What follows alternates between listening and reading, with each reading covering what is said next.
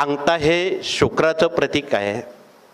त्याच्या पुढच्या टोकावर गोल गरगरीत चक्र असेल अशा व्यक्ती अत्यंत परोपकारी म्हणून संबोधल्या जातात. दुसऱ्याचं काम पटकन ऐकतात, स्वतःचं काम कदाचित करणार नाहीत. अंगठ्याच्या पृष्ठभागावर उभ्या आडव्या रेषांची जाळी असेल तथा त्या ठिकाणी काळा ठिपका असेल, तीळ असेल, मस असेल, असे लोक लवकरात लवकर कर्जबाजारी होतात. हमेशा डोक्यावर कर्ज, किती कमवले पैसे तरी. त्याची कारणमीमांसा आपण पुढील विषयात समजून घेणार आहोत. कर्जबाजारी का झालात? नंबर 2चा बोट गुरुचा आहे, त्यावर चक्र असेल अशी माणसं स्वतःच्या पायावर आणि कर्तबगार म्हणून संबोधली जातात. प्रत्येक बोटावर बारक्या उभ्या रेषा आहेत. त्या सम आहेत की विषम आहेत? सम असतील कष्टप्रद जीवन, विषम असतील आपणाला कष्टाचा मोबदला मिळणारी ती माणसं असतात. नंबर 3चा बोट शनीचा आहे. बरेच लोक गुरु आणि शनीच्या बोटात अंगठ्या घालतात. इथे कोणाच्या असतील तर तुम्ही त्यांना विचारा. या दोघं बोटात अंगठ्या असणाऱ्या माणसांना तुम्ही एक विचारू शकता, पण प्रेमानं बरं का, रागून नाही. तुम्ही त्यांना विचारा, या 2 बोटात अंगठ्या घालणाऱ्या माणसांना हमेशा पाठ दुखणं, कमर दुखणं, सांधे दुखणं, डोळ्याला नंबर वाढणं आणि झोप कमी येणं, झोपमोड होणं, ते 4-6 तास कंटिन्यू झोपू शकत नाही. तास झाला का परत जाग येते, तास झाला का परत जाग येते. म्हणून यातलं जे सायन्स आहे, त्यातल्या ज्या रक्तवाहिन्या आहेत त्या डोळ्याला, लंबमज्जेला आणि प्रत्येक मुख्य वाहिन्यांना त्या जोडलेल्या आहेत. रक्तप्रवाह थांबल्यामुळं किंवा कमी प्रवाह गेल्यामुळं हे उपद्रव निर्माण होतात. हे सायन्स आहे. 4था बोट रवीचा आहे, सूर्याचा आहे. त्या बोटावर चक्र असणं हे एक समाजकारण, देशकारण आणि राजकारण यात त्या व्यक्ती यशस्वी होतात. इथे आमच्या नाशिकच्या नगरसेविकाताई आलेल्या आहेत. त्यांच्या हातावर चक्र आहेत, त्यामुळं त्यांना 2 टर्म संधी मिळाली. बस. तर या साऱ्या बाबी या रवीच्या बोटावर दिलेले असतात. हा कर्तृत्वाचा, नशिबाचा भागही असू शकतो. तर उद्या काही निवडणुका आल्या छोट्या मोठ्या, कदाचित लोक तुमच्याकडे येतील, तुम्हाला विचारतील आम्ही काय करावं, उभं राहावं की राहू नये. तुम्हाला सांगता आलं पाहिजे, बाबा या बोटावर चक्र असेल तर उभा राहा, नाही तर खाली बस. 5वा बोट बुधाचा करंगळी आहे. तो बुधाचा बोट आहे, बुद्धीशी तो संबंधित आहे.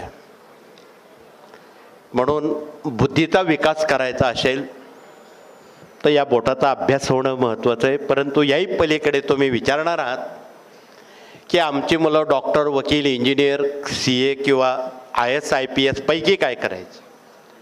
आज शिक्षणाचा गंभीर प्रश्न ऐरणीवर आहे, शाळाच बंद आहे म्हणून. सगळे पालक, शिक्षक, विद्यार्थी धास्तावलेले आहेत, यात तीळ मात्र शंका नाही. म्हणून अशा वेळी जी मुलं इंजिनियर तुम्हाला करायची आहेत, इथे बसणाऱ्या काही मुलांनाही आपणाला सवाल टाकता येईल. ज्यांच्या हाताचा जो मध्यभाग आहे ते मंगळाचं मैदान आहे आणि या मंगळाच्या मैदानावर फुली आली, रेषेवर रेष आली, अशी माणसं, अशा मुली अभियंता तथा इंजिनियर होतात. इथे आमचे इंजिनियर लोक आलेले आहेत, आमचे नवनाथ पाटलांसह सगळे. उभे राहा. तुमच्या हातावर जी फुली आलेली आहे ती संबंधितांना पेननं मार्क करून ती दाखवा थोड्या वेळानं. तर तुम्ही इंजिनियर का झाले, त्याला काय कारण, भूमिका आहे, त्या हातावर लिहिलेलं आहे. वरच्या तलाट्यांना आपल्या हातावर चेहऱ्यावर बरंच काय काय लिहिलेलं आहे ते वाचणं याला प्रशिक्षण म्हणतात. म्हणून हे प्रशिक्षण जर आपण वेळोवेळी घेतले तर बऱ्याचशा गोष्टींचा खुलासा न कळत आपणाला होईल. हे झालं इंजिनियर लोकांसाठी. डॉक्टर कसे ओळखायचे? नंबर 4चा जो बोट आहे त्याच्या बुडाजवळ रवी रेषा विस्तीर्ण असेल अशा व्यक्ती नामांकित मेडिकल सायन्स आणि डॉक्टर या विभागात यशस्वी होतात. अर्थात अभ्यास केला तर बरं का, बिना अभ्यासानं नाही. देऱ्या हरे पालगावरी असं कधीच होत नाही. ज्यांच्या बुधाच्या करंगळीच्या बुडापाशी करंगळीच्या बुडापासून बुधरेषा असेल असे विद्यार्थी BCom, CA, LLB, LLM, magistrate, वकील, इथे आमचे वकील लोक बसलेले आहेत, त्यांनी उभं राहावं. त्यांचा बुधरेषेचा किंवा उंचवटा यामुळं ते वकिली क्षेत्रात यशस्वीरित्या आज काम करतायत. म्हणून आपणाला याचा ओणामा सुलभपणे डोळस बुद्धीनं तो माहीत व्हावा म्हणून सांगण्याचं प्रयोजन. कपाळावर काही खुणा आहेत. ज्यांचं कपाळ खूप मोठं असतं पत्रिकेत त्याच्या कुठल्या तरी स्थानात मंगळ असण्याची शक्यता आहे. मंगळ म्हणजे वाईट नाही, तो कर्तबगार ग्रह म्हणून त्याचा समावेश आहे. नवग्रहात तो इंजिनियर आहे. तंत्र यंत्र अभियंता हे नवग्रहांचं सांभाळणारा मंगळ आहे. म्हणून काही ज्योतिषांनी काय केलं, मंगळ म्हणून साप म्हणून भुई बडवत बसले. मंगळ हा कर्तबगार ग्रह आहे. त्या कपाळावर 3 किंवा 4 प्रकारच्या आठ्या असतात. त्यातली पहिली आठी ज्या मुलांची, मी मोठ्या माणसांचं बोलणार नाही त्यांना वाईट वाटेल म्हणून, परंतु विद्यार्थ्यांच्या बाबतीत बोलायचं झालं तर पहिली आठी जर पूर्ण पडत असेल असे विद्यार्थी IAS दर्जाचे अधिकारी, कलेक्टर दर्जाचे अधिकारी होतात. आज महाराष्ट्रामध्ये खूप मोठ्या प्रमाणात IAS अधिकारी सेवेकऱ्यांची मुलं आहेत. हे आनंदाची गोष्ट आहे. आम्ही अनेक कलेक्टर आमच्याकडे येतात, आम्ही त्यांना कपाळावरून ओळखतो. ही पहिली रेषा पूर्ण तो कलेक्टर दर्जाचा अधिकारी आहे.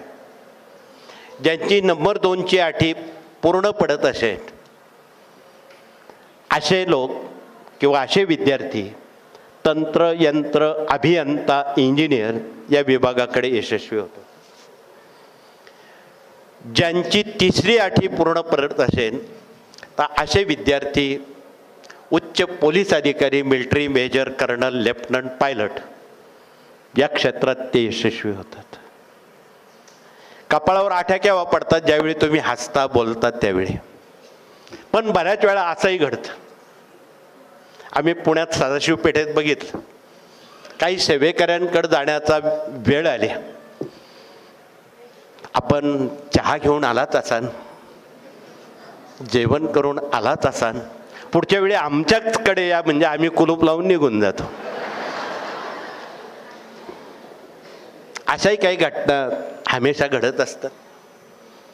बऱ्याच वेळा सकाळी डोळे चोळत चोळत उठणाऱ्या भगिनी, एखादा पाहुणा आला, दरवाजा वाजला, कब्बाशा वाजतात, भांडी वाजतात, त्यावेळी कपाळावर आठ्या पडतात. त्या आठ्या नव्हेत. म्हणून आठ्या पडण्याचे 2 प्रकार आहेत. ह्या आध्यात्मिक आठ्या वेगळ्या असतात. म्हणून ज्यांच्या 4ही रेषा कपाळावरच्या तुटलेल्या असतील अशा व्यक्ती अध्यात्मामध्ये अतिउच्च शिखरावर जाणाऱ्यापैकी असतात. म्हणून पाणी 13 रंग कैसा जिसमें मिलाए वैसा, म्हाताऱ्यासारखे तरुणासारखे असतात. म्हणून त्या दृष्टीनं कपाळावरून परीक्षा आहे. आपण जिथे कपाळाला गंध कुंकू लावतात त्या ठिकाणी एखाद्या व्यक्तीचा तीळ किंवा मस चिन्ह असेल, तुम्ही त्याला पहिला नमस्कार घाला, बाबा तू मोठ्या बापाचा. भांडण करण्यात अशा व्यक्ती नंबर 1ला असतात. म्हणून त्यांच्या नादी लागू नका. त्या काही भांडत तुम्ही बोलू नका. म्हणून भांडण करणारी माणसं सुद्धा ओळखता आली पाहिजे. माझ्याकडे अनेक चेहरे आहेत, काही कुंडले आहेत, आम्ही त्यांना कधी बोलत नाही.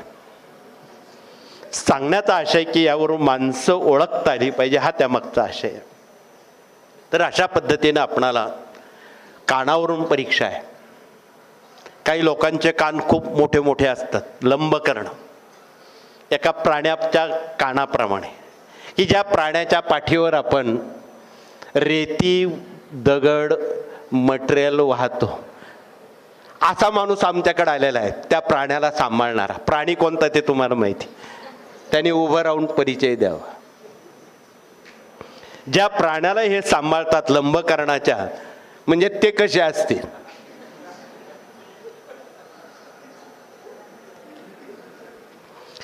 अशा पद्धतीनं लांब कानाच्या माणसांचं हे भाकीत आहे. मध्यम कानाची माणसं चतुर मुत्सदी असतात आणि ज्यांचे खूप बारके कान असतात अशा लोकांची आज जनतेला, बँकांना, वित्त विभागाला, खजिनदाराला नितांत जरूर आहे. ज्यांचे बारके कान असतात ती माणसं एवढी कंजूस काटकसरी असतात की ज्याचं नाव ते. म्हणून कंजूस माणसं कशी ओळखायची, बारीक कानावरून, हा त्यातला समज आणि आशय आहे.